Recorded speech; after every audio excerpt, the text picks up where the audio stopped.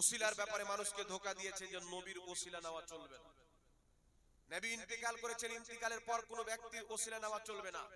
এদের কিছু কিছু ফতোয়া আছে, যেই ফতোয়া অনুযায়ী আমাদের নবী নিজেই মুশরিক প্রমাণ হয়, সাহাবা মুশরিক প্রমাণ হয় এদের ফতোয়া অনুযায়ী। এদের ফতোয়া অনুযায়ী নবী শরীয়ত বুঝতো না, এরা সবচাইতে বেশি শরীয়ত বুঝে। এদের ফতোয়া অনুযায়ী সাহাবা শরীয়ত বুঝতো না, এরা বেশি শরীয়ত বুঝে। আমি কয়েকটি দলিল আপনার সামনে দিয়ে দিচ্ছি কেমন এরা কোরআন হাদিস পড়ে গুমরা হয়েছে। আর এদের লেখা যত কিতাব, একটা না দুটা না, যত এদের বাংলাতে কিতাব লিখেছে প্রত্যেক কিতাবের মধ্যে খায়ানত ভরা আছে, প্রত্যেক কিতাবের মধ্যে মিথ্যাচার, প্রত্যেক কিতাবের মধ্যে ধোঁকাবাজি, প্রত্যেক কিতাবের মধ্যে আপনার মিথ্যাচার করেছে। আর এই কিতাব যখন মানুষের কাছে যায়, লিখছে অমুক হাদিস, লিখে দিল, বলছে হাদিসটি সহি। কে বলেছে? নাসিরউদ্দিন আলবানী বলছে ইসনাদুহু সহি, হাদিসটি সহি। জুবের আলী জাহি বলছেন ইসনাদুহু সহি, হাদিসটি সহি। তো নাসিরউদ্দিন আলবানী সহি বলনে ওয়ালা কে? জুবের আলী জাহি সহি বলনে ওয়ালা কে? নাসিরউদ্দিন আলবানী 1999 ইন্তেকাল করেছে। 1999 এ বুখারীর হাদিসকে জাল বলেছে, মুসলিমের হাদিসকে জাল বলেছে। যেই ব্যক্তি বুখারী মুসলিমের হাদিসকে জাল বলবে ওর তো ঈমানই নাই, তাহলে ও মুহাদ্দিস কি করে হলো? ইবনে মাজার হাসান হাদিসকে সে ডাইরেক্ট জাল বলেছে, সাহাবায়ে কেরামকে পর্যন্ত দুর্বল রাবি বলেছে, মাজহুল বলেছে, সাহাবা পর্যন্ত তাবিঈনদেরকে কাজ্জাব পর্যন্ত বলেছে। তাহলে এই ব্যক্তি তো ঈমানই ছিল না, তাহলে এই ব্যক্তি মুহাদ্দিস কি করে হতে পারে? চিন্তা করুন। আর আহলে হাদিস নবীর হাদিস মানে না, আলবানী যেটাকে সহি বলেছে ওটাকে আর হাদিস মানে, আলবানী যেটাকে জাল বলেছে ওটা কি জাল? যদি ইমাম ইবনে হাজার আসকালানী কোন হাদিসকে সহি বলেন, ইমাম তিরমিজি কোন হাদিসকে সহি বলেছে, ইমাম নাসাই হাদিসকে সহি বলেছেন, ইমাম মুনজিরি হাদিসকে সহি বলেছেন, ইমাম অসংখ্য ইমামগণ হাদিসটিকে সহি বলেছেন, আর আলবানী 1999 সালে মরেছে, এই ব্যক্তি লিখছে হাদিসটি জয়ীফ। তো 10 জন ইমামের সহি বলা হাদিস বাদ, এই যে জয়ীফ বললো এটা কি নিয়ে বলবে হাদিসটি জয়ীফ? তো বলেন তো বাবা, এই 10 জন মুহাদ্দিসের চাইতে আলবানী কি বেশি বুঝে? একটু জোরে বলেন। আলবানীকে ইহুদিরা দাঁড় করিয়েছিল, আলবানীকে খ্রিস্টান দাঁড় করিয়েছিল, আমেরিকা দাঁড় করিয়েছিল যে মেহনত করো, মেহনত করে হাদিসকে ভাগ করো, হাদিসের অপব্যাখ্যা করো।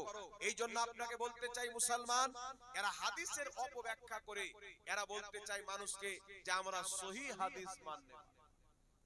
কিন্তু আমি প্রমাণ করব, একটা নয় দুটা নয়, হাজার সহি হাদিস আছে যে হাদিসকে লা মাযহাবী মানে না, হাজারটাকে মানে না। এরা এখন নতুন করে ধর্ম চালু করেছে কি, যে ইকামতের শব্দগুলো একবার করে দেয়, তাই কি দেয় না? ইকামত বলুন আল্লাহু আকবার, আল্লাহু আকবার, আশহাদু আল্লা ইলাহা ইল্লাল্লাহ, আশহাদু আন্না মুহাম্মাদুর রাসূলুল্লাহ, দুইবার দেয় না। নাম কি? আহলে হাদিস। একাধিক কিতাবের মধ্যে, সুনানুল কুবরা লিল বাইহাকির মধ্যে, আবু দাউদের মধ্যে টানাটান সহিহ হাদিস, এই কিতাবের মধ্যে 10-15টা সহিহ হাদিস দেওয়া আছে। আল্লাহর নবী সাল্লাল্লাহু আলাইহি সাল্লাম আযানের বাক্য দুইবার করে শিখিয়েছেন, ইকামতের বাক্যগুলিও দুইবার করে শিখিয়েছেন। এবারে এখন ওদের কিতাব পড়ে তো একবারের হাদিস লেখা আছে, তো হুজুর একবারের হাদিস যে আছে, আপনারা বলেন একের মধ্যে দুই আছে? একের মধ্যে দুই আছে? নাই না? দুইয়ের মধ্যে এক আছে কি নাই? একটা হাদিসে ধরেন যে ইকামতের শব্দ একবার করে, আর একটা হাদিস আছে ইকামতের শব্দ দুইবার করে। তাহলে যেই ব্যক্তি দুইবার দিল, একটাকেও মানলো, দুটাকেও মানলো। আর যেই ব্যক্তি একবার দিল, একটা হাদিস মানলো, দুটা হাদিসকে ছেড়ে দিল, তাহলে আহলে হাদিস হলো না হাদিস চোর হলো? আহলে হাদিস হলো না হাদিস চোর হলো? তো হাদিস চোর হলো, ইংরেজদের নাম দেওয়া আহলে হাদিস হলো, হাদিস মাননে ওয়ালা আহলে হাদিস হলো না। হাদিসের নামে মিথ্যাচার, সহিহ হাদিসকে জাল। হাকিম আল মুস্তাদরাক আলা সহিহাইনের মধ্যে একটি সহিহ হাদিস, আদম আলাইহিস সালাতু ওয়াস সালাম আল্লাহর নবীর ওসিলা দিয়ে দোয়া করেছেন, আল্লাহ তাকে ক্ষমা করে দিয়েছেন। বাচপান থেকে শুনছেন না? ইমাম হাকিম হাদিসটি উল্লেখ করে বলছেন, হাদা হাদিসুন সহিহুল ইসনাদ, এই হাদিসের সনদ হলো সহিহ। ইমাম কাসতালানী রাহমাতুল্লাহ আলাইহি মাওয়াহিবুল্লাহ দুনিয়ার মধ্যে হাদিসটিকে সহিহ সমর্থন করেছেন। আরো একাধিক ইমাম সহি বলেছেন। ইমাম মালিক রাহমাতুল্লাহ আলাইহি কি বলেছেন? আল মাদখাল কিতাবের মধ্যে ইমাম ইবনুল হাজ রাহমাতুল্লাহ আলাইহি লিখতেছেন, ইমাম মালিককে একজন ইসলামিক বাদশা জিজ্ঞাসা করলেন, হুজুর আমি যখন নবীর রওজার দিকে যাব, জিয়ারত করতে যাব, তো আমি যখন দোয়া করব তো আমার চেহারা নবীর দিকে করব না কাবার দিকে করব? তো ইমাম মালিক বলেছিলেন, হে ব্যক্তি, তুমি তোমার চেহারাকে রাসূলুল্লাহ থেকে কিভাবে ফিরাতে পারো যে রাসূল তোমারও ওসিলা, তোমার বাপ আদমেরও ওসিলা। নারে রিসালাত, উলামায়ে আহলে সুন্নাত, হযরত আল্লামা মাওলানা মুফতি জাহাঙ্গীর ইমাম মালিক রাহমাতুল্লাহ আলাইহি, ইমাম মালিক রাহমাতুল্লাহ আলাইহি আদমের ওসিলার হাদিসটিকে গ্রহণ করেছেন। যেই ইমাম মালিক 1 লক্ষ নয় 2 লক্ষ নয় কমপক্ষে 7-8 লক্ষ হাদিসের হাফিজ। হাকিম, ইমাম হাকিম হাদিসটিকে গ্রহণ করে সহিহ বলেছেন। ইমাম কাস্তালানী সহিহ বলেছেন। লা মাযহাবি ডাইরেক্ট জাল বলতে চায়, তাদের জাল বলার দলিল কি? ইমাম সাহাবী রাহমাতুল্লাহ আলাইহি বলছেন যে আদম নবীর ওসিলা দিয়ে দোয়া করেছেন, এই হাদিসটি উল্লেখ করে ইমাম সাহাবী বলছেন হাযা মাওযু, এই হাদিসটা হচ্ছে বানোয়াট হাদিস, জাল হাদিস। কে বলেছেন? ইমাম সাহাবী। একজন ইমাম বলছেন জাল, ইমাম হাকিম গ্রহণ করছেন সহিহ, তারপরে চলে আসছেন ইমাম কাস্তালানী সহিহ বলে গ্রহণ করছেন, ইমাম আহমদ বিন হাম্বল সহিহ বলে গ্রহণ করছেন। এখন প্রশ্ন হলো বাবা, যে তিনজন ইমাম সহিহ বলে গ্রহণ করেছেন, এদের সাথে আরো অনেক আছে, আর একজন ইমাম বলছেন জাল। জাল বললে ওয়ালা কে? ইমাম সাহাবী। আর মুহাদ্দিসিনের মধ্যে কেউ হয় মুতাশাদ্দিদ, কেউ হয় মুতাসাহিল। আর যিনি মুতাশাদ্দিদ হবে তিনার প্রত্যেকটা মওযু বলা গ্রহণ করা যাবে না। আর ইমাম যাহাবী রাহমাতুল্লাহ আলাইহি মুতাশাদ্দিদ ছিলেন, ইনার জাল বলা ইসলামে গ্রহণযোগ্য হবে না, কারণ ওই হাদিসকে তিনার চাইতে বড় বড় একাধিক ইমাম সহিহ বলেছেন। সুতরাং মুতাশাদ্দিদ মুহাদ্দিসের জাল বলাটা ইসলামে গ্রহণযোগ্য হবে না, কায়দা কানুনে গ্রহণযোগ্য হবে। কথা বুঝতে? কিন্তু লা মাযহাবিকে দেখেন, তিনজন ইমাম বলছেন সহিহ। আমি তো তিনজনের নাম উল্লেখ করলাম, ইমাম মালিক, ইমাম হাকিম আর ইমাম কাস্তালানী, আরো একাধিক ইমাম আছেন। আর একজন ইমাম জাল বলেছেন যিনি মুতাশাদ্দিদ, যিনার জাল বলাটা গ্রহণ হবে না শরীয়তের কায়দা, হাদিসের মুহাদ্দিসদের কায়দা অনুযায়ী। কিন্তু তারা তিনজন মুহাদ্দিসের তাহকিককে বাদ দিয়ে ওই তাহকিককে নিবে যেটা ভুল তাহকিক। কেন নিবে? এটাতে নবীর শান বাড়ে আর এটাতে নবীর শান ঘটে। কথা বুঝতে পারছেন কি পারেন না বাবা? এই সমস্ত জিনিস হচ্ছে হাদিসের অপব্যাখ্যা। আর একটা কথা আপনাকে বলে দিই, আমরা আহলে সুন্নাত ওয়াল জামাতের আকীদা হলো নবীগণ কবরে জিন্দা। নবীগণ কোথায় জিন্দা? নবীগণ হচ্ছে কবরে জিন্দা, এটা আমাদের আকীদা। আমাদের ইমাম আহলে সুন্নাত আলা হযরত মালফুজাতের মধ্যে লিখেছেন যে अंबिया अपनी कब्रों में जिंदा है और इमाम जुरकानी फरमाते हैं कि वो अपनी बीवियों से कब्र में शाबाशी करते हैं। মানে নবীগণ নিজের কবরে জীবিত, তিনারা কবরে নিজের স্ত্রীর সঙ্গে সময় কাটান, সাক্ষাৎ করেন। এটা আলা হযরত লিখেছেন। কার বক্তব্য লিখেছেন? ইমাম জুরকানি রাহমাতুল্লাহ আলাইহি, যিনি মাওয়াহিবুল লাদুনিয়ার শারা জুরকানির মধ্যে ইমাম জুরকানি লিখেছেন, তিনার কথাকে আলা হযরত নিজের মালফুজাতের মধ্যে কোট করেছেন। তো এই কথাটা লা মাযহাবী বলছে এটা মিথ্যা কথা, কুফরি কথা। তো এটা যদি কুফরি হয় তো আলা হযরতের উপরে ফতোয়া লাগবে না ইমাম জুরকানির উপরে লাগবে? কথা বলেন। আরে আপনার কথা আমি কোট করছি, তো ফতোয়া যদি লাগে তো আপনার উপরে লাগবে, কোট করনেওয়ালার উপরে লাগবে। কথা বলেন। কিন্তু এই কথা ইমাম জুরকানি লিখেছেন, কোথায় থেকে লিখেছেন একটু লক্ষ্য করে শুনবেন। ইমাম জুরকানি রাহমাতুল্লাহ আলাইহি লিখেছেন হাদিস দ্বারা, হাদিস দিয়ে। কিতাবটির নাম হলো সহিহুল বুখারী, হাদিস নাম্বার 120। নবী পাককে তিনার স্ত্রী মায়েশা জিজ্ঞাসা করছেন, ইয়া রাসূলুল্লাহ, ইয়া হাবিবাল্লাহ, আপনার ইন্তিকালের পর সর্বপ্রথম আপনার কোন স্ত্রী আপনার সঙ্গে সাক্ষাৎ হবে? তো রাসূল বলছেন, তোমাদের মধ্যে যার হাত বেশি লম্বা, মানে যে দান বেশি করে। তো আল্লাহর নবীর পরে সর্বপ্রথম তিনার যে স্ত্রী ইন্তিকাল করেছিলেন তিনার নাম হচ্ছে হযরতে যায়নাব। তো তো নবী বললেন না যে ইন্তিকালের পর কি স্ত্রীর সঙ্গে সাক্ষাৎ হয়? রাসূল পাক বলেন তোমাদের মধ্যে আমার পরে যে প্রথম ইন্তিকাল করবে তার সাক্ষাৎ সর্বপ্রথম আমার সাথে হবে।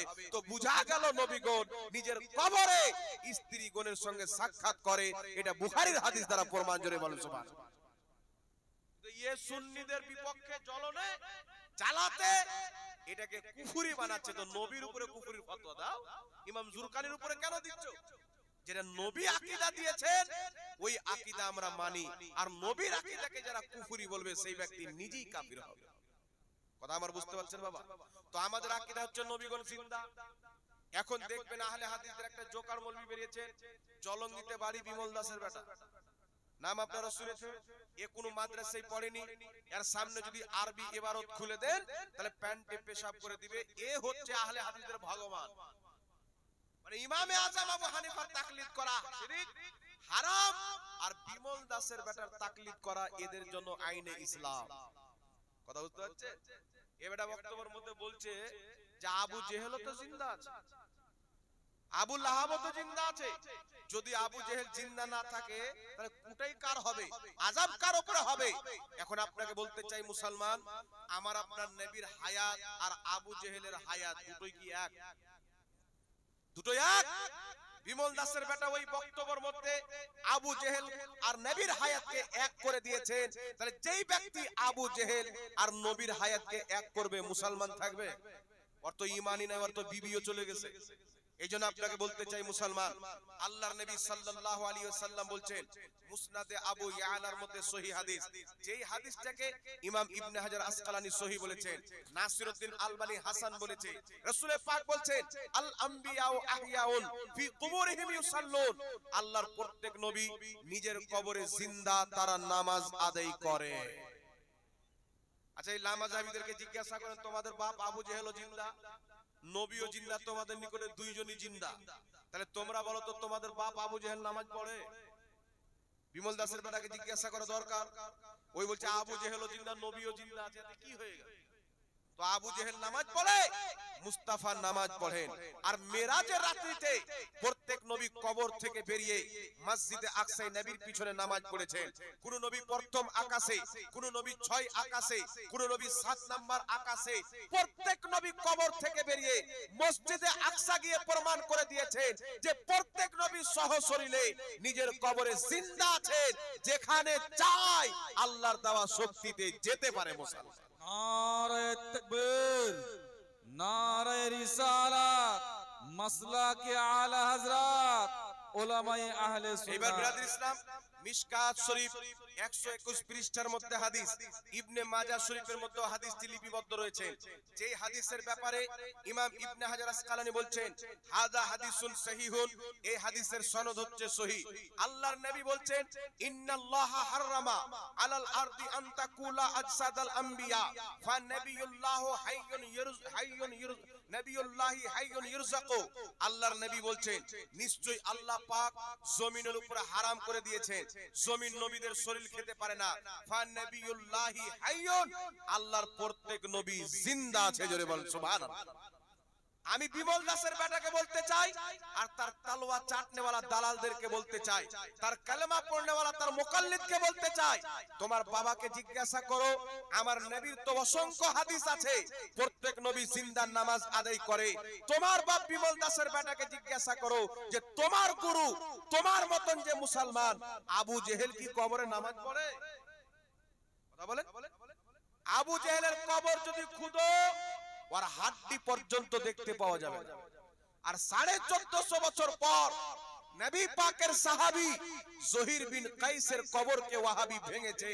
তিনার কবর যখন খুলেছেন 1450 বছর পূর্বে যেমন দাফন করা হয়েছিল নবীর সাহাবী জহির বিন কাইসের দেহ তেমন সহি সালামত ছিল। বল সুবহানাল্লাহ, সুবহানাল্লাহ, সুবহানাল্লাহ। আর এই আবু জেহেল কখনো আপনার আব্দুর রাজ্জাকের বেটা বলছে আবু জেহেল আমাদের মতো মুসলমান ছিল, কখনো বলছে হাজি ছিল। বুঝতে পারছেন বাবা? এই আবু জেহেলকে মুসলমান প্রমাণ করতে ব্যস্ত আর জিন্দা প্রমাণ করতে ব্যস্ত। তবে একটা কথা মনে রাখবেন, ইসলামের আকীদা হলো প্রত্যেক নবী নিজের কবরে সহি সালামত জিন্দা আছে। আল্লাহ শক্তি দিয়েছে, যেখানে চাই যেতে পারে। যদি কোনো লামাযহাবী বলেন নবী কবরে মরা মানুষ কি করে আসতে পারে, দেখবেন একজন বুজরুগ, একজন বহুত বড় মুহাদ্দিস নবী পাককে গিয়ে বলছেন, হুজুর কমপক্ষে আপনার হাতটা কবর থেকে বের করেন, আমি চুমুন দিই। তো রাসূল পাক হাতটা বের করলেন, ইমাম জালালউদ্দিন সিয়ুতী লিখেছেন তিনি চুমুন দিলেন, হাজার হাজার লোক ছিল সবাই দেখেছে। এই ঘটনা বাংলাদেশে একজন আলিম বয়ান করেছে, তো সমস্ত লামাযহাবীর প্যারাম উঠে গেছে, মরা মানুষ কি করে হাত বের করতে পারে। তো মিশকাত শরীফ মিরাজের অধ্যায়ের মধ্যে শুধু সহিহ নয়, মাশহুর হাদিস, যে হাদিসকে অস্বীকার করলে তোমার ঈমান টিকবে না, থাকবে না। প্রত্যেক নবী আদম থেকে নিয়ে মুসা আলাইহিস সালাম পর্যন্ত নিজের কবর থেকে বেরিয়ে মসজিদ আকসায় নামাজ পড়েছে। তো আদম নবী পুরো বেরিয়ে মসজিদ আকসা চলে আসলো, এ বেটার কোনো কষ্ট হয়নি। আর আমার নবী শুধু হাত বের করে দিয়েছেন, আর জ্বালা হজম হয়। তাহলে ব্রেনে কত বড় গোবর ভরা আছে চিন্তা করেন। মুসা আলাইহিস সালাম 6 নম্বর আকাশে, মিশকাত শরীফ মিরাজের অধ্যায়ের মধ্যে হাদিস পড়ো, মাশহুর হাদিস, নবী পাক আসছেন, মুসা আলাইহিস সালাম বলছেন, হুজুর আল্লাহ কি দিলেন? আমার নবী বলছেন 50 ওয়াক্তের নামাজ। কি দিলেন বাবা? 50 ওয়াক্তের নামাজ। মুসা আলাইহিস সালাম বলছেন, যান কমিয়ে নেন, আপনার উম্মত পারবে না। নবী পাক গেলেন, আবার আসলেন, মুসা নবী বলছেন, হুজুর কি হলো? বলছে 5 ওয়াক্তের কমানো। এই লামাযহাবী বলে না যে নবীগণ ইন্তিকালের পরে কোনো উপকার করতে পারে না, কোন উম্মতের লাভ করতে পারে না। কিন্তু মুসা আলাইহিস সালাম ইন্তিকালের পরে মেরাজের রাত্রিতে নিজের কবর থেকে বেরিয়ে 6 নম্বর আকাশে গিয়ে আমার নবীকে পরামর্শ দিয়ে 45 ওয়াক্তের নামাজ আমাদের মাথা থেকে নামিয়ে দিয়েছে। তাহলে যারা বলো নবীগণ আসতে পারে না, ইন্তিকালের পর উম্মতের উপকার করতে পারে না, তো তোমরা কেন মুসা আলাইহিস সালামের সহযোগিতা করা, সাহায্য করা, মাদাদ করা 45 ওয়াক্তের নামাজকে ছেড়েছো? 50 ওয়াক্তের নামাজ পড়ো। 50 ওয়াক্তের নামাজ ফরজ হয়েছিল, পড়ো। 50 ওয়াক্তের নামাজের মধ্যে 5 ওয়াক্তের নামাজকে রাখা হয়েছে মুসা নবীর পরামর্শে। আর মুসা আলাইহিস সালামের ইন্তিকালের পর শত শত বছর পর এই ঘটনা ঘটছে। তাহলে বোঝা গেল ইন্তিকালের পরেও নবীগণ মুসলমানদের সাহায্য করতে পারে। বল সুবহানাল্লাহ। যারা বলে পারে না, তারা 50 ওয়াক্তের পড়া দরকার, 5 ওয়াক্তের নামাজ পড়া তাদের জন্য ঠিক হবে না। কথা আমার বুঝতে পারছেন বাবা? মুসলিম শরীফের মধ্যে সহিহ হাদিস, রাসূল পাক বলছেন, মারারতু আলা মুসা ওয়া হুয়া ইউসাল্লি ফি কবরিহি, আমি মুসা নবীর কবরের পাশে দিয়ে গেলাম মিরাজের রাত্রিতে, তো মুসা নবী নিজের কবরের নামাজ পড়ছেন, ইউসাল্লি কায়মান, দাঁড়িয়ে নামাজ পড়ছেন। আচ্ছা বলেন বাবা, মুর্দা দাঁড়ায়? কথা বলেন, মুর্দা দাঁড়ায়? আপনাদেরকে জিজ্ঞাসা করি, যারা বলে আবু জেহেলের সাথে নবীর হায়াতকে মিলাতে চায়, আবু জেহেল কি কবরে দাঁড়ায়? আমার নবী বলছে প্রত্যেক নবী নিজের কবরের নামাজ পড়ে, দাঁড়িয়ে দাঁড়িয়ে নামাজ পড়ে।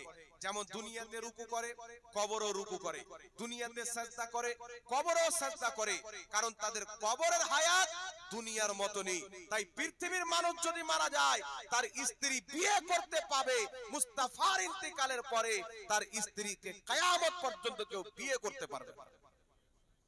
কারণ আমি মরে গেলাম, আমার স্ত্রীর সাথে রিশতা শেষ হয়ে যায় 4 মাস 10 দিন, আপনার শোক পালন করার পর যেখানে চাইবে সেখানে বিয়ে করবে। কিন্তু রাসূলগণের, নবীগণের ইন্তিকালের পর তাদের স্ত্রীকে কেউ বিয়ে করতে পারবে না, কারণ তাদের বিয়ের রিশতাটা ভঙ্গ হয় না। তারা ইন্তিকালের পরও আল্লাহ তাদের আত্মাকে ফিরিয়ে দেয়, তারা নিজের কবরে জিন্দা থাকে। একটু জোরে হবে না সুবহানাল্লাহ? তাহলে কোন ব্যক্তি যদি বলে নবী কবরে মরা মানুষ পড়ে আছে, যেমন বাংলাদেশে কিছু গাধা মৌলবি বেরিয়েছে, হিজড়ার মতন ওয়াজ করে, দেখবেন এমন ভাবে ওয়াজ করে মনে হচ্ছে ওর শরীরে জ্বালা উঠে যায়, ট্রেনের ছক্কা যেমন টাকা তুলতে আসে ওই ভাবে ওয়াজ করে, লামাযহাবের মধ্যে সব। আর রাসূল পাক বলেছেন, তারা কামসুল লড়কে হোঙ্গে, হিজড়া টাইপের ওয়াজ করবে। আল্লাহর নবী সাল্লাল্লাহু আলাইহি সাল্লাম কবরে মরা মানুষ পড়ে আছে। বিশ্বাস করেন, বিশ্বাস করেন, দুনিয়ার কোন ইহুদি বিদ্বান, দুনিয়ার কোন খ্রিস্টান বিদ্বান, দুনিয়ার কোন নাসারা বিদ্বান সবাই এক কথা বলেছেন, জান্নাতি দল থাকলে আহলে হাদিস দল জান্নাত। ইহুদি খ্রিস্টান জান্নাতি বলেছেন, নবী তো বলে, বুঝতে পারছেন? আর ইহুদি খ্রিস্টান হলো দাজ্জালের জামাতের লোক। আর দাজ্জাল কিয়ামতের পূর্বে আসবে, বলবে আমাকে খোদা মানো জান্নাতে পাঠাবো। দাজ্জালের জান্নাত হলো আসলে জাহান্নাম, আর দাজ্জালের জাহান্নাম হলো আসলে জান্নাত। তো ইহুদি খ্রিস্টান লামাযহাবীকে জান্নাতি বলেছে, মানে অরিজিনালে খোদার জাহান্নামী বলেছে। কথা আমার বুঝতে পারছেন কি পারেন না বাবা? এই জন্য বাবা আপনাকে বলতে চাই, এদের না আল্লাহর ব্যাপারে আকীদা ঠিক আছে, না রাসূলুল্লাহর ব্যাপারে আকীদা ঠিক আছে। এদের আকীদার মধ্যে অনেক কুফরি, অনেক শিরক, অনেক বিদআত ভরে আছে।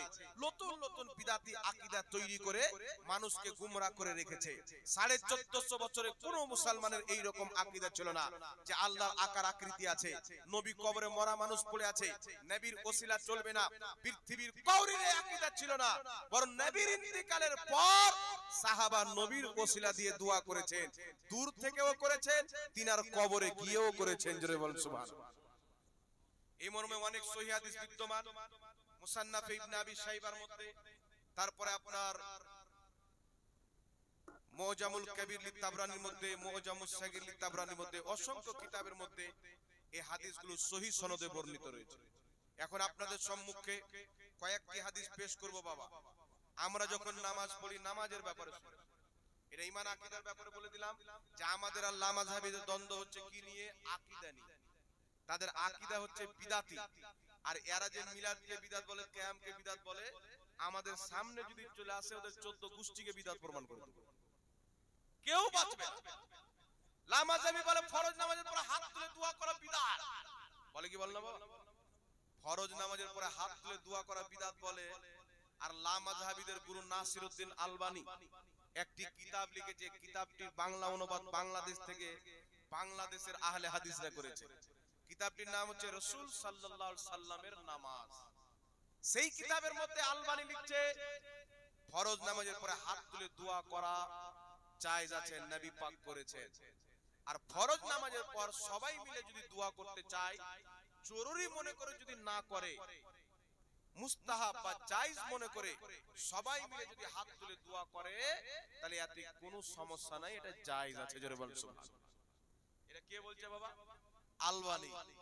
আলবানী বলছে জায়েজ, আর বিমল দাসের বেটা বলছে বিদআত। তো তার ফাতন যে আলবানী বিদআতি, আর আলবানীকে এরা বড় আব্বা মনে করে, তাহলে আব্বা যদি বিদআতি হয় তাহলে বেটা সুন্নতি হবে, তাহলে পুরো জামাতই বিদআতি প্রমাণ হবে। এখন আপনার সম্মুখে কয়েকটি হাদিস বলতে চাই, একটু লক্ষ্য করে শুনবেন বাবা। আমার আপনার নবী সাল্লাল্লাহু আলাইহি সাল্লাম নিজেই ফরজ নামাজের পরে দোয়া করেছেন, হাত তুলে দোয়া করেছেন।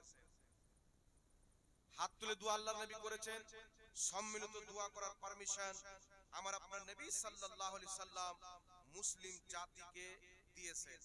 এখন কথা হচ্ছে যে আমাদের লোক জানে না, তো লামাযাবির একটা বই পেয়ে গেল, তো এরা মনে করছে যে আমরা মনে হয় এটাই ইসলাম। এখন তো বাটা তুমি কিনারাতে দাঁড়িয়ে আছো, সমুদ্রের মাঝে কি আছে আর তলা খুঁজে পাও। আপনার সামনে কয়েকটি হাদিস মাত্র পেশ করব। আর যারা ফরজ নামাজের পরে দোয়া করে না, তাদের নামাজের খবর আমার নবী বলেছেন, সেটাও আপনাদের সম্মুখে পেশ করব। আর দুরূদ শরীফ পাঠ করুন। আল্লাহুম্মা সাল্লি আলা সাইয়্যিদিনা মাওলানা। হাওয়ালা দিয়ে দিচ্ছি, একটা হাওয়ালা কেউ যদি প্রমাণ করতে পারে ভুল, তাহলে যেটা চোরের শাস্তি সেটা আমার শাস্তি। যারা ফরজ নামাজের পরে দোয়া করে না, তাদের হুকুম আল্লাহর নবী কি বয়ান করেছেন শুনে। কিতাবটির নাম হচ্ছে মুসনাদে আহমদ, হাদিস নাম্বার 17523। কিতাবটির নাম হচ্ছে আদ-দুয়া তাবরানী, হাদিস নাম্বার 210। কিতাবটির নাম হচ্ছে জামিউস সাগীর লিসিউতি, হাদিস নাম্বার 7951। আরো অনেক কিতাবের মধ্যে হাদিসটি লিপিবদ্ধ রয়েছে। আল্লাহর নবী সাল্লাল্লাহু আলাইহি ওয়াসাল্লাম বলেছেন, হাদিসটি হচ্ছে আনিল মুত্তালিব আনিন নবী সাল্লাল্লাহু আলাইহি ওয়াসাল্লাম ক্বালা as-salatu mathna mathna an tashahhada fi kulli rak'atayn wa anta ba'asa wa tamaskana wa tuqni bi yadayka wa taqulu allahumma allahumma faman lam yaf'al dhalika fahiya khidaj। আল্লাহর নবী সাল্লাল্লাহু আলাইহি সাল্লাম বলছে যে তোমরা নামাজ 2 রাকাত করে পড়ো। প্রথম নামাজ ফরজ হয়েছিল 2 রাকাত 2 রাকাত। আল্লাহর নবী বলছেন 2 রাকাতের পরে তোমরা তাশাহুদ পাঠ করো, আর নামাজ শেষ করার পর নিজের 2 খানা হাতকে উত্তোলন করে আল্লাহর কাছে তোমরা দোয়া করো। যেই ব্যক্তি এই রকম করবে না, তার নামাজ হবে ত্রুটিপূর্ণ। একটু জোরে হবে না সুবহানাল্লাহ? সুবহানাল্লাহ সুবহানাল্লাহ। নবী পাক বলছেন নামাজে 2 রাকাত পর পর তোমরা তাশাহুদ পাঠ করো, আর নামাজ যখন শেষ করে দিবে সালাম ফিরিয়ে নামাজ শেষ করার পর নিজের বিপদ আপদের জন্য আল্লাহর কাছে দুইখানা হাত উত্তোলন করে তোমরা আল্লাহর কাছে দোয়া করো। যেই ব্যক্তি এইভাবে করবে না সেই ব্যক্তির নামাজ হবে ত্রুটিপূর্ণ। এইভাবে আরেকটি হাদিস এসেছেন আপনার সুনানুত তিরমিজি হাদিস নাম্বার 386, মুসনাদ আহমদ হাদিস নাম্বার 17525, সুনানুল কুবরা নাসাই হাদিস নাম্বার 6018। একই কথা রাসূল পাক বলেছেন যে নামাজের পরে তোমরা দুই হাত উত্তোলন করে আল্লাহর কাছে দোয়া করো। যেই ব্যক্তি অনুরূপ করবে না তার নামাজ হবে ত্রুটিপূর্ণ। চেক করে নেবেন, বিশ্বাস না হলে কিতাবটি কিনবেন, বাবু গিয়ে মিলিয়ে নেবেন। এবার আপনাদের সম্মুখে একটি হাদিস পড়ব যে আমার আপনার নবী সাল্লাল্লাহু আলাইহি সাল্লাম নিজেই নামাজের পর হাত উত্তোলন করে আল্লাহ তাবারাক ওয়া তাআলার নিকটে আমার আপনার নবী সাল্লাল্লাহু আলাইহি সাল্লাম নিজেই দোয়া করেছেন। হাদিসটি কোন কিতাবে? মুসান্নাফে ইবনে আবি শাইবা হাদিস নাম্বার 3000, আপনার হাদিস নাম্বার 3093। তোহফাতুল আহওয়াজি আহলে হাদিসদের ইমাম আব্দুর রহমান মুবারকপুরীর লেখা কিতাব দ্বিতীয় খণ্ড 117 পৃষ্ঠার মধ্যে হাদিসটি লিখেছেন।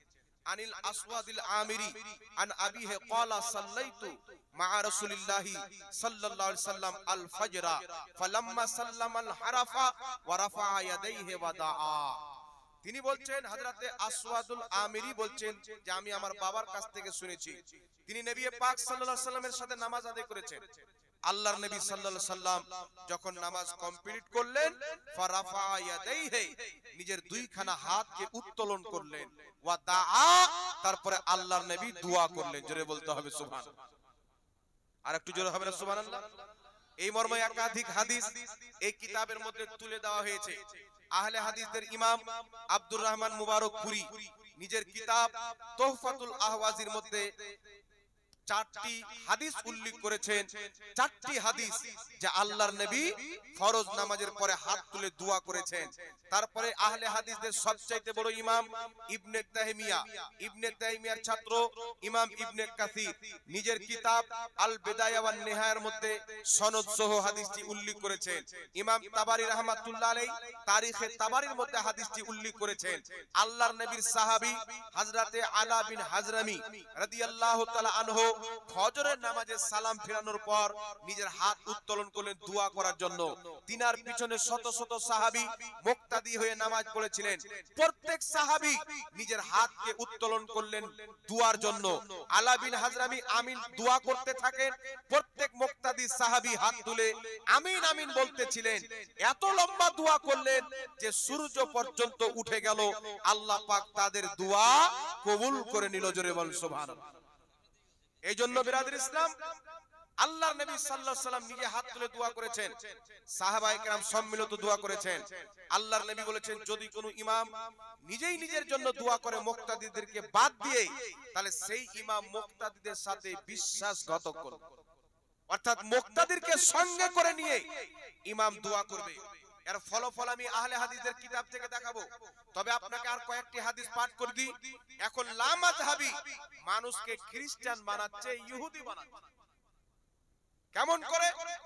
আল্লাহর নবী সাল্লাল্লাহু আলাইহি সাল্লাম শরীয়ত বয়ান করেছেন হাদিসের মধ্যে যে তোমরা যখন একত্রিত হয়ে আল্লাহর কাছে দোয়া করবে সবাই মিলে হাত তুলে, একজন দোয়া করবে বাকি সবাই আমিন বলবে, আল্লাহ পাক তোমাদের দোয়া কারেন্টের মতন কবুল করে নেবে। জোরে বল সুবহানাল্লাহ।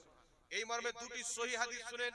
কিতাবটির নাম হচ্ছে আল মুস্তাদরাক, হাদিস নাম্বার 5478। কিতাবটির নাম হচ্ছে আত তারগিব লিল মুনজিরি, হাদিস নাম্বার 740। কিতাবটির নাম হচ্ছে শারহুল মুমিন ফি দুআ, আপনার পৃষ্ঠা নাম্বার 155। আর অসংখ্য কিতাবের মধ্যে হাদিসটি বর্ণিত হয়েছে। আল্লাহর নবী কি বলছেন? হাদিসটি কি? আন হাবিব ইবনে মাসলামাতাল ফাহরি ক্বালা সামিতু রাসূলুল্লাহি সাল্লাল্লাহু আলাইহি ওয়াসাল্লাম ইয়াকুলু লা ইয়াসতামিউ মাল্লাউন ফায়াদউ বা'দুহুম ওয়া ইউআমিনুল বা'দা ইল্লা আজাবাহুমুল্লাহ। আল্লাহর নবী সাল্লাল্লাহু আলাইহি ওয়াসাল্লাম বলেন আল্লাহর নবী সাল্লাল্লাহু আলাইহি সাল্লাম বলেছেন, কি বলেছেন? যখন অনেকগুলো লোক, অনেকগুলো মানুষ একত্রিত হয়ে সবাই মিলে আল্লাহর কাছে দোয়া করবে, এই কেউ দোয়া করবে, বাকি সবাই আমিন বলবে, আল্লাহ পাকের প্রতি তাদের দোয়া কবুল করা ওয়াজিব হয়ে যাবে। জোরে বলতে হবে সুবহানাল্লাহ। তাহলে সম্মিলিত দোয়া আছে কি নাই বাবা? একটু জোরে বলেন, আছে কি নাই? যেখানে মুসলমান জমা হয়ে সবাই মিলে আল্লাহর কাছে দোয়া করবে, একজন দোয়া করবে, বাকি সবাই আমিন বলবে, আল্লাহর প্রতি তাদের দোয়া কবুল করা ওয়াজিব হয়ে যাবে। আরেকটি হাদিস আপনাকে শোনাই, যেই হাদিসটিকে মুআজামুল কবির লিতাবরানির মধ্যে ইমাম তাবরানী উল্লেখ করেছেন, হাদিস নাম্বার 3536। মাজমাউজ জাওয়াইদের মধ্যে ইমাম হাইসামি উল্লেখ করেছেন, হাদিস নাম্বার 17047। ইমাম হাইসামি উল্লেখ করে বলছেন, রিজালুহু রিজালুস সহিহ, এই হাদিসের সমস্ত বর্ণনাকারী সহিহ বর্ণনাকারী। জোরে বলেন সুবহানাল্লাহ। হাদিসটি কি? আন হাবিব ইবনে মাসলামাত আল-ফাহরি ক্বালা সামিতু রাসূলুল্লাহি সাল্লাল্লাহু আলাইহি ওয়াসাল্লাম ইয়াকুলু লা ইস্তামিউ মান লাউনি ফায়াদউ বা'দুহুম ওয়া ইউআমিনু সাইরুহুম ইল্লা আজাবাহুমুল্লাহ। আল্লাহর নবী বলছেন, যখন অনেকগুলো লোক একত্রিত হয়ে আল্লাহর কাছে দোয়া করবে, একজন দোয়া করবে, বাকি সবাই আমিন বলবে, আল্লাহ তাবারাক ওয়া তাআলা তাদের হাত কোনোদিন ফিরিয়ে দিবে না, অবশ্যই তাদের দোয়া কবুল করবে। জোরে বলেন সুবহানাল্লাহ। আরেকটি লাস্ট আপনাকে হাদিস শুনিয়ে দিই, মুআজামুল কবির লিতাবরানী 6142 নাম্বার হাদিস, মাজমাউজ জাওয়াইদ হাদিস নাম্বার 17341, জামিউস সাগীর হাদিস নাম্বার 11854। আরো অনেক কিতাবের মধ্যে লিপিবদ্ধ রয়েছে। আন সালমানা قال قال رسول الله صلى الله عليه وسلم ما رفع قوم فاكفهم الى الله عز وجل يسالونه شيئا الا كان حقا على الله ان يضع في ايديهم الذي سالوا। আল্লাহ পাকের নবীর সাহাবী হযরতে সালমান রাদিয়াল্লাহু তাআলা আনহু থেকে বর্ণিত, তিনি বলেন, নবী পাক সাল্লাল্লাহু আলাইহি ওয়াসাল্লাম বলেছেন, যখন অনেকগুলো লোক, অনেকগুলো মানুষ সম্মিলিতভাবে নিজ হাতকে উত্তোলন করে আল্লাহর নিকট দোয়া করে, তখন আল্লাহ তাআলা তাদের হাত অবশ্যই সেই বস্তু তাদের হাতে প্রদান করে যেটা তারা দোয়ার মাধ্যমে আল্লাহর কাছে চায়। জোরে বলতে হবে সুবহানাল্লাহ। এই মর্মে অসংখ্য হাদিস এই কিতাবের মধ্যে দেওয়া আছে। ইমাম হাইসামি হাদিসটিকে সহিহ বলেছেন, ইমাম মানাবী রাহমাতুল্লাহ আলাইহি হাদিসটিকে সহিহ বলেছেন, আরো একাধিক ইমাম হাদিসটিকে সহিহ বলেছেন। এইবার আপনার কাছে বলি যে এই সমস্ত হাদিসের মর্মার্থ লা মাযহাবীদের ইমামরা কি বয়ান করেছেন। কিতাবটির নাম তুহফাতুল আহওয়াজি, দ্বিতীয় খণ্ড 177 পৃষ্ঠা। আহলে হাদিসদের ইমাম আব্দুর রহমান মুবারকপুরি নিজের কিতাব তুহফাতুল আহওয়াজি, আমাদের লেখা কিতাব নয়, তাদের কিতাব তুহফাতুল আহওয়াজির মধ্যে লিখছেন যে অসংখ্য আহলে হাদিস ইমামগণ, শাইখগণ, আলিমগণ ফরজ নামাজের পর হাত তুলে সবাই মিলে দোয়া করাকে জায়েজ বলেছেন। জোরে বলেন না সুবহানাল্লাহ। অসংখ্য আহলে হাদিস আলিমগণ ফরজ নামাজের পর সবাই মিলে হাত তুলে দোয়া করাকে জায়েজ বলেছেন। আবার কিছু আহলে হাদিস মৌলভীগণ নিষেধ করেছেন। আব্দুর রহমান মুবারকপুরি বলছেন, সহিহ মত হলো, সহিহ কথা হলো, ফরজ নামাজের পরে হাত তুলে দোয়া করা জায়েজ আছে। জোরে বলতে হবে সুবহানাল্লাহ। যেখানে রাসূল পাকের হাদিস পেয়ে গেলাম, আর কোনো প্রয়োজন আছে বাবা? আর কোন দরকার আছে? আহলে হাদিসদের কিতাব ফাতাওয়া নাজিরিয়া, নাজির হোসেন দেহলভী লা মাযহাবীদের ইমাম, ফাতাওয়া নাজিরিয়ার মধ্যে লিখতেছেন যে ফরজ নামাজের পর দোয়া আল্লাহর নবী হাত তুলে নিজেই করেছেন, সুতরাং ফরজ নামাজের পর হাত তুলে দোয়া করা মুস্তাহাব এবং জায়েজ। জোরে বলেন সুবহানাল্লাহ। আহলে হাদিসদের ফতোয়ার কিতাব ফাতাওয়া সানাইয়ার মধ্যে সানাউল্লাহ লিখতেছেন, ফরজ নামাজের পরে হাত তুলে দোয়া করা ইসলামে জায়েজ আছে। আহলে হাদিসদের ইমাম নাসিরউদ্দিন আলবানী রাসূল সাল্লাল্লাহু আলাইহি সাল্লামের নামাজ এই কিতাবের মধ্যে লিখছেন, ফরজ নামাজের পর হাত তুলে দোয়া করা যায়, সবাই মিলে দোয়া করাও যায়। জোরে বলেন সুবহানাল্লাহ। আজকে যে আহলে হাদিস বিদআতি বলে, তাদের ফতোয়া অনুযায়ী তাদের কিতাবে বিদআতকে জায়েজ বলা আছে। নাজির হোসেন দেহলভী আহলে হাদিসদের ইমাম ফরজ নামাজের পর হাত তুলে দোয়া করাকে শুধু জায়েজ মুস্তাহাব নেকির কাজ সওয়াবের কাজ বলেছেন। মনে রাখবেন দোয়া হচ্ছে ইবাদতের জড়। কিছু লোক দেখবেন মানুষ দোয়া করে, ওই ব্যক্তি তাসবিহ তাহলিল পাঠ করে জিকির করে। মনে রাখবেন জিকির চাইতে উত্তম ইবাদত, তাসবিহ চাইতে উত্তম ইবাদত, সব চাইতে উত্তম ইবাদত হচ্ছে দোয়া। এটা আমার আপনার নবীর কথা, জোরে বলতে হবে সুবহানাল্লাহ। এটা আমার আপনার নবীর কথা। সবচাইতে উত্তম ইবাদত হচ্ছে দোয়া। সুতরাং উত্তমকে বাদ দিয়ে কেউ যদি আপনার তাসবিহ পাঠ করে দোয়াকে নাজায়েজ মনে করে, খ্রিস্টান তো হতে পারে, মুসলমানের কাজ হতে পারে না। ইমাম তাবরানী রাহমাতুল্লাহ আলাইহি, ইমাম বাইহাকী রাহমাতুল্লাহ আলাইহি সহিহ সনদে হাদিস নিয়েছেন, আল্লাহর নবী সাল্লাল্লাহু আলাইহি সাল্লাম হযরতে আনাস বিন মালিককে সঙ্গে করে নিয়ে একটা মসজিদের দিকে রওনা দিলেন। মসজিদের কাছাকাছি গিয়ে দেখছেন, আল্লাহর নবী দেখছেন যে ওখানকার সমস্ত লোক মসজিদে যারা ইবাদত করলেন তারা সবাই হাত তুলে আল্লাহর কাছে দোয়া করছেন। একজন দোয়া করছেন, বাকি সবাই আমিন বলছেন। আল্লাহর নবী বলছেন, আনাস আমি তাদের হাতে যা দেখতে পাচ্ছি তুমিও কি দেখতে পাচ্ছ? হযরতে আনাস বলছেন, ইয়া রাসূলুল্লাহ আপনি কি দেখতে পাচ্ছেন? আল্লাহর নবী বলছেন, আমি তাদের হাতে নূর দেখতে পাচ্ছি। হযরতে আনাস বলছেন, হুজুর দোয়া করেন যেন আমিও দেখতে পাই। নবী আমার দোয়া করলেন, আনাস বলছেন আমিও নূর দেখতে পাচ্ছি। আল্লাহর নবী বললেন, আনাস চলো আমরা তাদের দোয়াতে শরীক হই। আল্লাহর নবী গেলেন, আনাস ইবনে মালিক গেলেন, ওই দোয়াতে শরীক হয়ে আল্লাহর নবীও হাত তুলে আমিন আমিন বলতে লাগলেন। তো যেখানে মসজিদে হোক যেখানে হোক সবাই মিলে হাত তুলে দোয়া করে, তাদের হাতে আল্লাহ নূর দান করে। এবং ওই দোয়াতে শামিল হওয়া নবীর সুন্নাত, সাহাবার সুন্নাত। আর দোয়াকে ঘৃণা করে হাতকে নিচে রাখা বা পালিয়ে যাওয়া এটা নবীর সুন্নাতের বিপরীত। এটা বিদাতীদের কর্ম, সুন্নাত মাননেওয়ালাদের কর্ম নয়। কথা আমার বুঝতে পারছেন? তো বিমল দাসের বেটা হোক, দুনিয়াতে যে কোন আহলে হাদিস মৌলবি হোক, তাকে যেন বাঙালিরা চিনে, একবার রেডি করে বসান। যদি ফরজ নামাজের পরে হাত তুলে সবাই মিলে দোয়া করাকে বিদআত প্রমাণ করে, আহলে হাদিসদের 14 গোষ্ঠী যদি বিদআত প্রমাণ না করতে পারি, বাংলার মাটিতে জিন্দেগিতে মুখ দেখাবো না।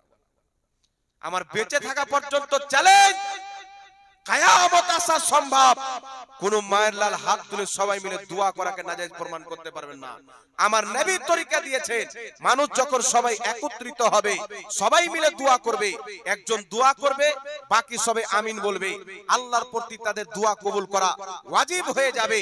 আল্লাহর নবী এটাকে জায়েজ করে গিয়েছেন একাধিক সহিহ হাদিসে। সুতরাং জালসাতে মানুষ জমা হয়, জানাজাতে মানুষ জমা হয়, দাফনে মানুষ জমা হয়, নামাজে মানুষ জমা হয়। আর যেখানে জমা হয়ে দোয়া করবে আল্লাহ তাদের দোয়া কবুল করবে। যারা এইগুলো জায়গাতে সবাই মিলে হাত তুলে একজন দোয়া করবে, বাকি সবাই আমিন বলবে, আল্লাহর কসম খেয়ে বলি এটা নাজায়েজ হবে না। মুস্তাফার ফরমানে, মুস্তাফার হাদিসে আমল হবে। বল সুবহানাল্লাহ।